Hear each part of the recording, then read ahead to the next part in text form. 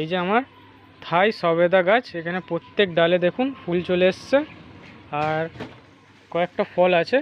এটা পুরোপুরি 12 মাস জাতের। এখানে আর একটা ফল আছে, আপনাদের দেখাচ্ছি। এই যে এখানে ফলটা আছে আর প্রত্যেকটা ডালে ফুল চলে এসছে। এটা থাই সবেদা।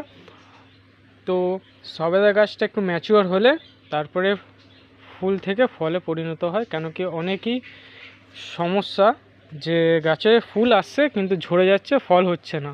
সবারই একই সমস্যা, আমারও এরকম সমস্যা দেখা দিয়েছিল পরে নতুন। তারপরে যখন গাছটা ম্যাচিওর হলো তখন ফুল থেকে ফলে পরিণত হয়েছে, ধরেছে ভালো।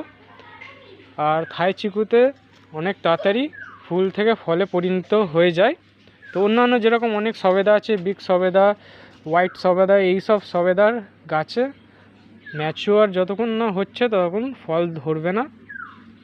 আপনাদের অপেক্ষা করতে হবে, একটু ধৈর্য ধরতে হবে। আর এরকম থাই সবেদা হলে, থাই চিকু হলে আপনাদের কোনো সমস্যা হবে না। 2 বছর বা 1.5 বছরের মধ্যে ফল চলে আসবে।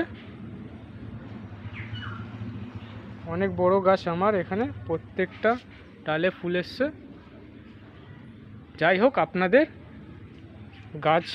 গাছালি নিয়ে থাকতে হলে একটু ধৈর্য ধরতে হয়, ফলটার পেতে গেলে একটু ধৈর্য ধরতে হয়। তো বন্ধুরা, আজকের জন্য এতটাই।